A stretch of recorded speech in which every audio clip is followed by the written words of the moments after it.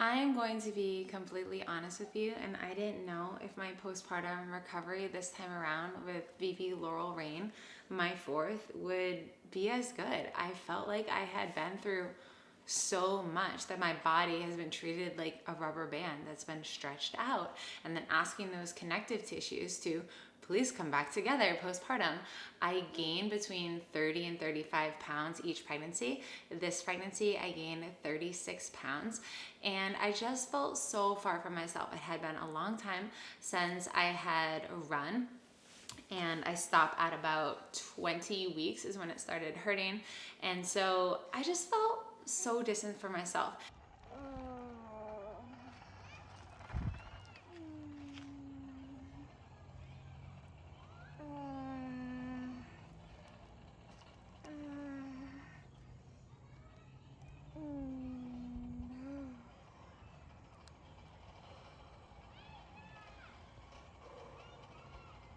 And I can honestly say now, at 5 months postpartum, that this body has made a complete transformation compared to how I was feeling just 5 months ago.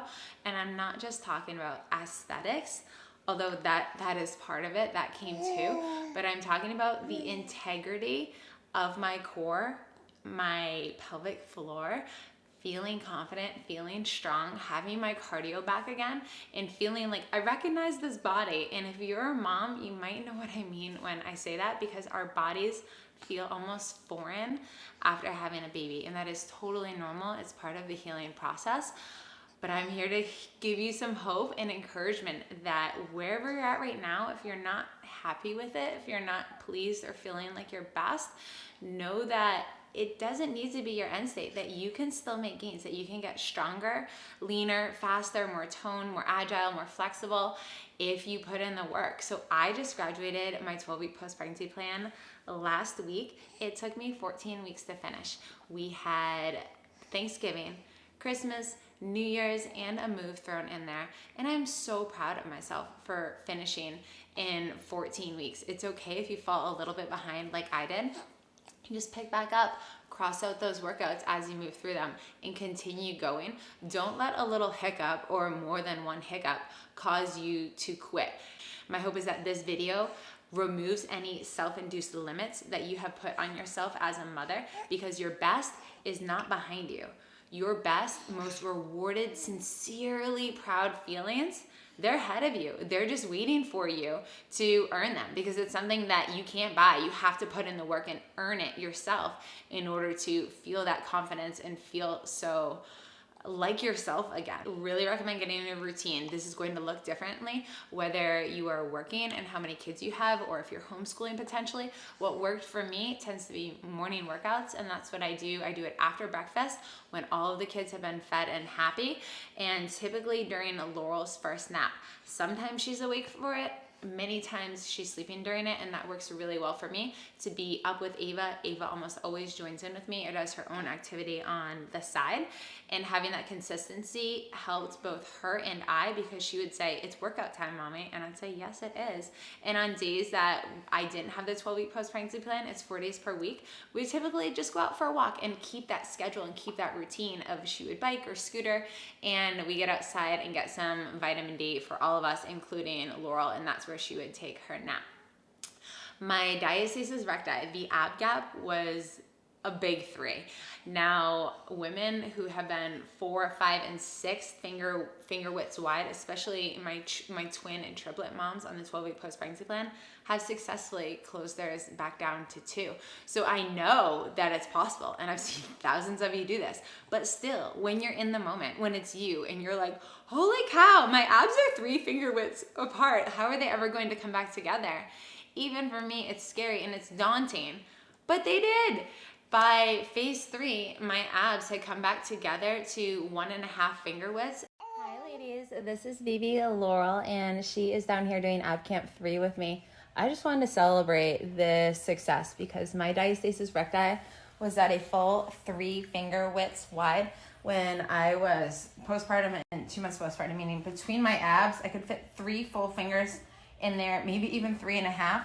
And now when I contract, when I do my self-check, this is what we're looking at.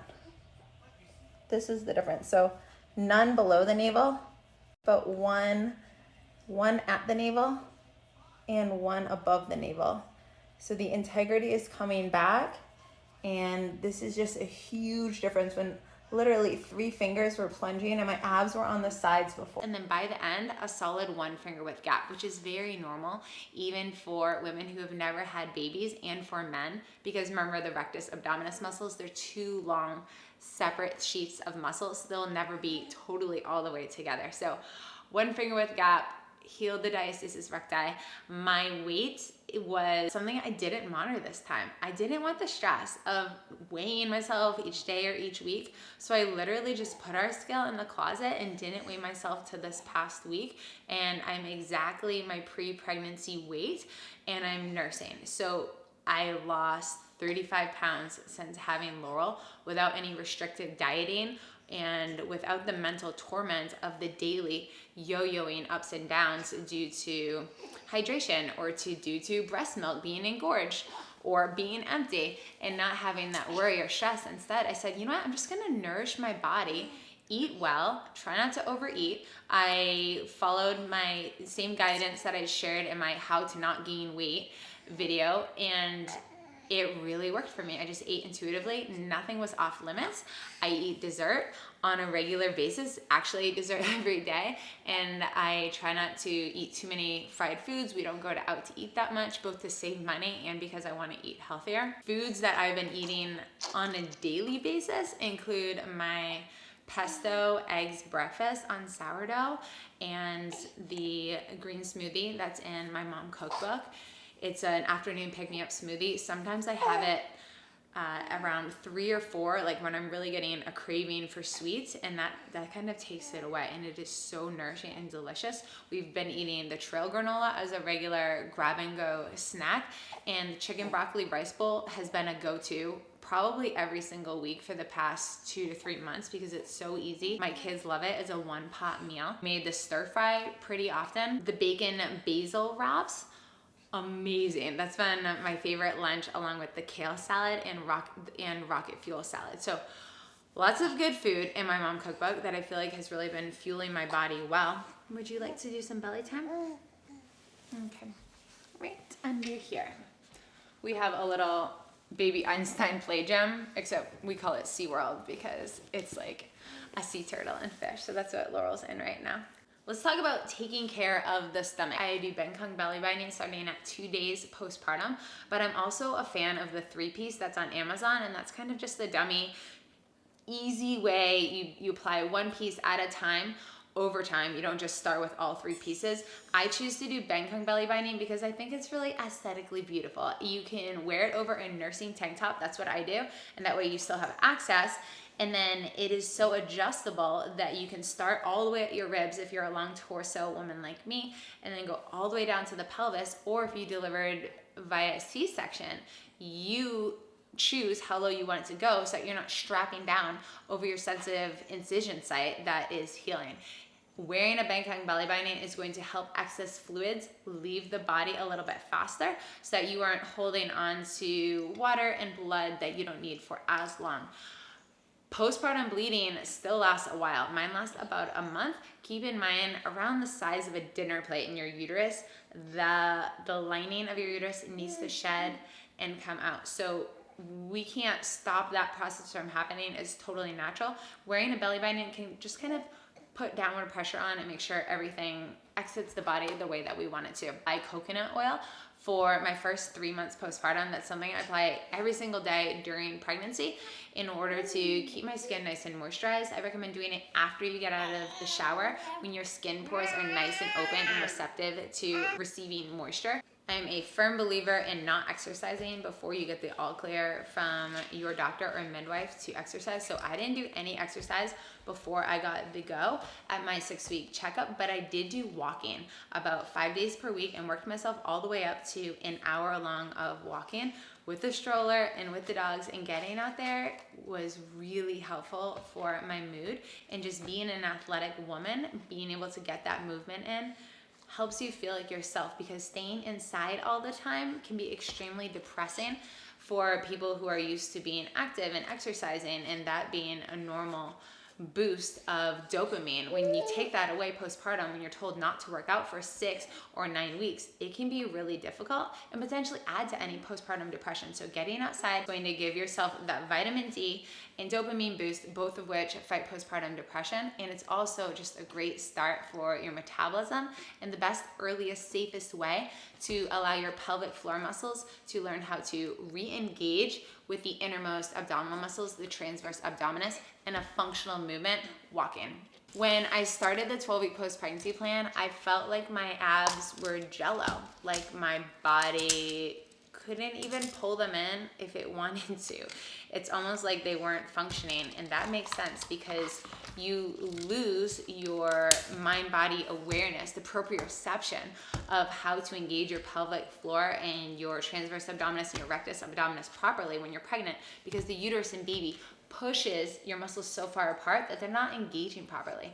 So it takes time. It wasn't until phase 2 that I really felt like I could strongly, quickly, timely engage my abs and pelvic floor when I needed to, such as when I coughed or sneezed. And that takes some time to earn back. And that's why I really appreciated having my 12-week post-pregnancy plan, because it re-taught me how to work my core and engage them. Because if I were to just jump to phase 3 or move on to other workouts like my 10-minute plan, having never done my 12-week post-pregnancy plan after having a baby, I'm convinced that I would not be getting as much out of my ab workouts, because I wouldn't have established the base work required in order for my mind to know how to engage the pelvic floor and abs so that I can actually use them properly and get the most out of every single workout. I saw the most physique change during 8 and greater, 8, 9, 10, 11, 12. And again, that was spaced out a little bit due to our moves. But halfway through phase 2, I could see progress. Absolutely, from when I started. But then I saw increased definition in my abs, striation in my legs, my arms and shoulders were appearing leaner and stronger. So if you are at the beginning, I encourage you keep going, because it's a process. Just like you build a pyramid, you start with the foundation and then we fine tone and really get you results as you move through the plan.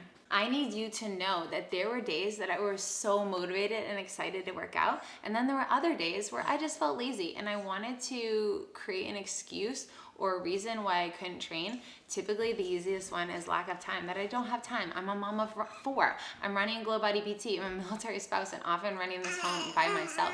But I know the truth, and the truth is that I can be very deliberate with my time, that God has called me to be deliberate and not wasteful with our days and our minutes and our time. And if I commit to doing something, I'm going to follow through and do it. So if you have those times where you're just like, I don't want to do this right now, even though I know it's going to bring me great results, remind yourself that you committed to doing this, and as a reflection of your character, that you were determined to finish it, no matter how long it takes you. And I promise you that if you do this for yourself, if you complete all 12 weeks and you give it your honest effort, you push hard on cardio, you give everything on your strength, you nurse your body, you are going to be incredibly proud and overwhelmingly happy that you did something really hard for yourself, and be excited about the way that is not only transformed you physically but also mentally too. What to share is about my running. So I ease into running at 8 weeks postpartum alongside the 12-week post-pregnancy plan. And when I say ease into running, I mean 4 minutes of walking, 1 minute of jogging for 30 minutes straight. So it's not much running at first, and then I work my way up to 3 minutes of walking, 2 minutes of jogging, 1 minute of walking, 15 minutes of jogging, and then eventually I remove the walk breaks so that I'm jogging for a full 30 minutes. Once I'm able to run for 30 minutes without stopping, I'm not saying once I'm able to, because I probably could have done it day 1, but once I have worked up to that, because you're not just training your cardio, you're retraining your ligaments, your joints, your connective tissue, how to withstand pressure and the pounding of running without getting injured. It's not just a heart issue, it's a full body issue. When I increase my time from there and I move up to a 35-minute run, 45-minute run, eventually 60-minute run. The longest run that I did was 10 miles. And this was in training for a half marathon that I didn't plan on doing, but I'd signed up for 2 years ago. It was canceled due to COVID, and then I deferred for pregnancy deferral, and I was like, I'm gonna do this. Even if it's slow, it doesn't matter. The greatest mileage week that I ran was 24 miles. The least mileage week that I ran, including walk-run intervals, was 6 miles. There was a couple weeks in there where I hardly ran at all because Luke was away for training, and I just couldn't get out with Ava and Laurel. And know that that's okay. I showed up to this race with little expectations, except that I was going to leave it all out there no matter what. I decided the morning of to leave my GPS watch at home, so I ran being unaware of my timer pace the entire time. And if I had have worn this watch, it would have slowed me down because I would have ran more conservatively with self-doubt that I couldn't possibly keep this pace, that I am incapable of this because I just had a baby 5 months ago and I'm a mom of 4, and no way can I run this pace anymore. So I left the watch at home, and I couldn't believe my finishing time. It was just 3 minutes away from my personal best time, which was during a half Ironman running in college when I was at my peak fitness. So half Ironman, of course, is after the swim and after the bike. But back then, that was a fast time for me. And so I was just 3 minutes slower from that, and I ran a 1:31:39. So an hour and 31. It was a 7-minute flat mile pace when I thought I would be capable of running maybe a 7:45 pace at a maximum. I credit this to doing my 12-week post-pregnancy plan and slowly developing my mileage, and then just going out and experiencing a pain train, just being like, I am going to suffer today. I'm going to give it the best I can and see what happens. So know that your best is not behind you, that you can still do really great things as a mom. I am not promoting running a half marathon this early postpartum. It happened to happen for me this time, but I am here to tell you that you should try to do hard things, that you are called to do hard and holy things, that you have it in you when you let God use you.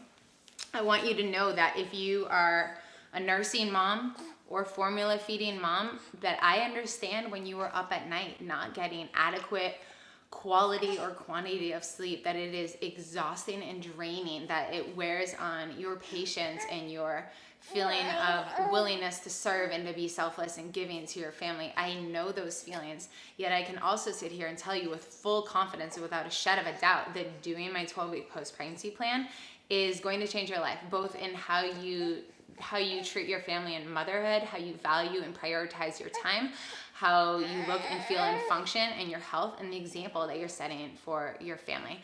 I really hope that this video was helpful for you ladies. If there's anything that you have questions about that I didn't cover regarding breastfeeding or running or ab recovery, pelvic floor recovery, anything that you're wondering about, let me know in the comments below and I'd be happy to help you. I love you ladies. I'll see you next time.